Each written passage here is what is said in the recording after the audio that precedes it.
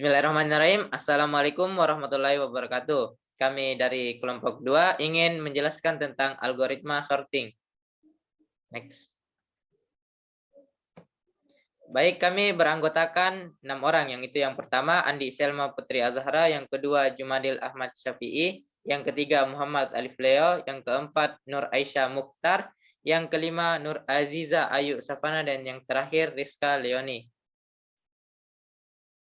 Baik, pemateri yang pertama akan dibawakan oleh Nur Aisyah Mukhtar. Dipersilahkan dengan hormat. Baik, untuk materi pertama yaitu pengertian dari sort. Sort adalah proses pengurutan data yang disusun secara teratur menurut suatu aturan pengurutan tertentu. Sort terbagi menjadi dua, yaitu ascending, disusun mulai dari yang terkecil hingga yang terbesar, dan descending, disusun mulai dari yang terbesar hingga yang terkecil. Metode sort terbagi menjadi 4.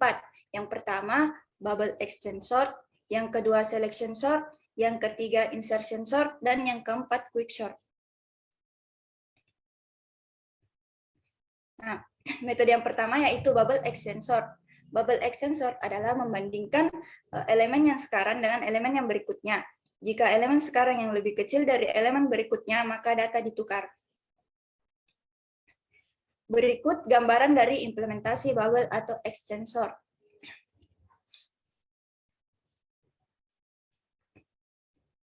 Perhatikan di atas kita mempunyai 5 elemen data. Data yang pertama yaitu 6, data kedua yaitu 2, data ketiga yaitu 9, data keempat yaitu 25, dan data kelima yaitu 10. Proses loopingnya bisa dilihat pada slide. Data 0 akan dibandingkan dengan data 1. Jika nilai dari data 0 lebih besar, maka akan bertukar posisi. Setelah itu, data 0 akan dibandingkan dengan data 2, 3, 4. Karena data 0 nilainya lebih kecil dari nilai data 2, 3, dan 4, maka posisinya tidak akan berubah. Selanjutnya, membandingkan data 1 dengan data 2. Karena nilai dari data 1 lebih kecil dari nilai data 2, maka posisinya tetap. Setelah itu, dibandingkan lagi dengan data 3 dan 4, karena nilai dari data 1 lebih kecil dari nilai data 3 dan 4, maka posisinya tidak akan berubah.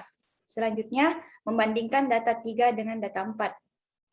Karena nilai data 3 lebih besar dari nilai data 4, maka posisinya bertukar. Nah, karena semuanya telah disusun dan dibandingkan, maka hasil akhirnya adalah seperti di atas. Berikut contoh program dari bubble atau exchange sort. Dan ini adalah inputnya.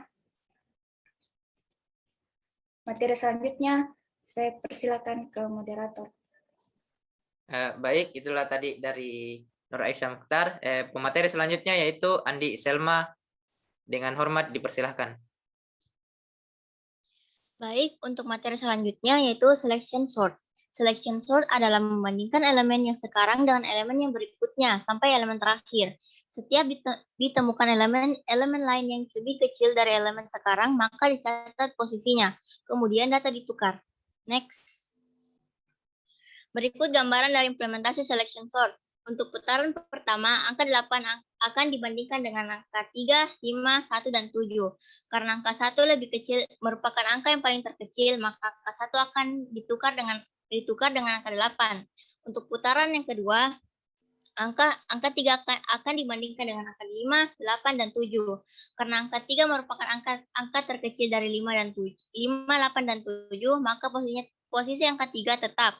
Untuk putaran ketiga, angka 5 akan dibandingkan dengan angka 8 dan 7. Karena angka 5 merupakan angka terkecil dari 8 dan 7, maka posisinya juga tetap.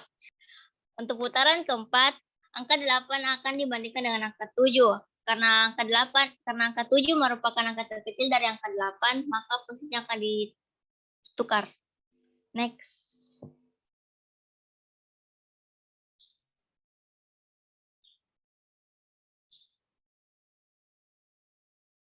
Adapun contoh program pada selection sort pada gambar berikut. Dan untuk outputnya adalah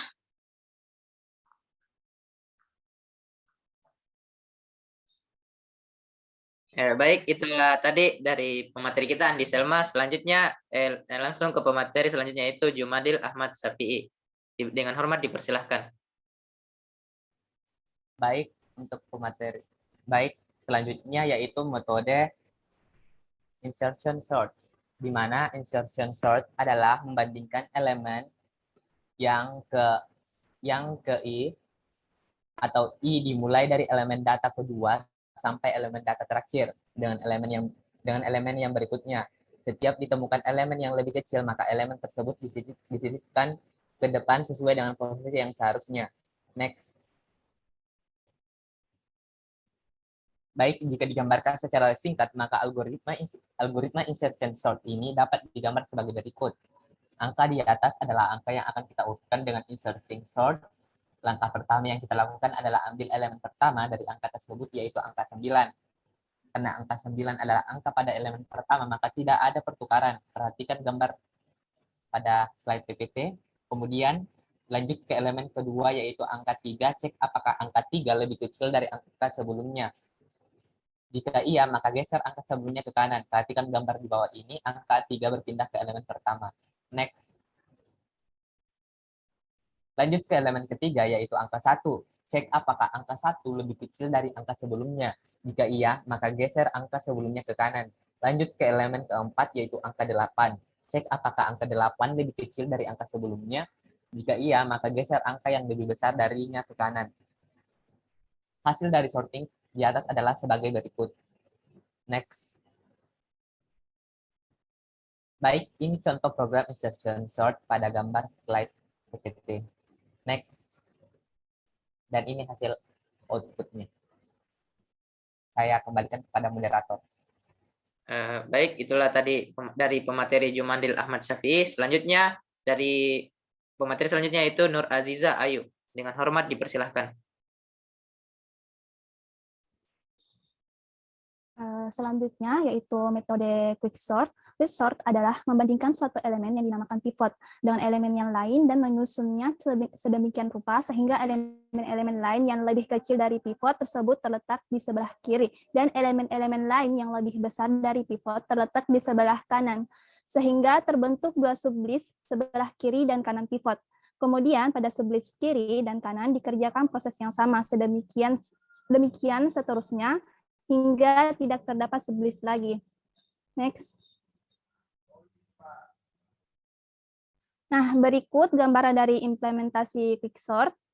Kali ini kita akan menggunakan pivot median dari sebuah list. Anggap saja kita memiliki list sebagai berikut, yaitu pada gambar tersebut terdapat 8 angka. Berarti kita memiliki dua pilihan dalam memilih pivot, yaitu 3 dan 8. Namun saat kita membagi bilangan bulat, biasanya angka akan dibulatkan ke bawah, yang berarti kita akan memilih indeks keempat, yaitu angka 3. Selanjutnya, kita akan memecah list tersebut menjadi dua bagian, yaitu angka yang lebih kecil dari pivot dan angka yang lebih besar dari pivot. Dengan cara pertama, yaitu pertama kita menyimpan angka pivot sebagai acuan dan mengabaikannya. Di sini anggap saja pivot berada di ujung list. Saya kembalikan kepada moderator. Baik, itu tadi dari Nur Aziza Ayu. Selanjutnya, pemateri selanjutnya itu Rizka Leoni. Dengan hormat dipersilahkan. Oke, selanjutnya kita akan menentukan angka low dan angka high.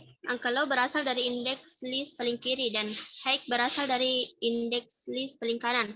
Setelah itu kita akan membandingkan apakah low lebih besar dari pivot dan high lebih kecil dari pivot. Jika iya, maka kita akan berhenti dan melakukan pertukaran. Contoh, 6 lebih besar dari pivot, di mana seharusnya angka di sebelah kiri lebih kecil dari pivot. Begitupun angka 1, maka di sini kita akan melakukan pertukaran. Selanjutnya, angka 5 lebih besar dari pivot dan angka 0 lebih kecil dari pivot, maka lakukan pertukaran kembali. Karena indeks ke low sudah lebih kecil dibanding indeks ke high, maka looping selesai dan pivot sudah menempati posisi semestinya, yaitu berada di list indeks ke low. Next.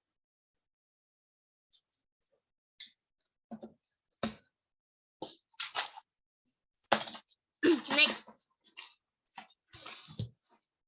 Oh, selanjutnya kita akan melakukan rekursif dan mengulang kembali prosesnya di masing-masing bagian.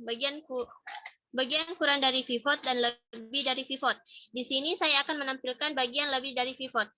Di sini kita kembali memilih pivot yaitu 7, lalu kita kembali mengesampingkan pivot. Lalu kita melakukan perbandingan kembali angka high dan low. Maka angka 6 dan 8 bertukar posisi karena angka ke low sudah lebih kecil dibandingkan angka high, maka looping selesai dan pivot bisa menempati posisi least low. Next. Dan ini merupakan contoh program quick sort seperti pada gambar. Selanjutnya. Nah, ini merupakan hasil output dari program quick sort. Selanjutnya saya kembalikan ke moderator. Baik, itulah tadi hasil pemaparan dari kelompok kami. Kurang dan lebihnya mohon dimaafkan. Saya akhiri dengan ucapan wabillahi taufiq wal hidayat. Wassalamualaikum warahmatullahi wabarakatuh.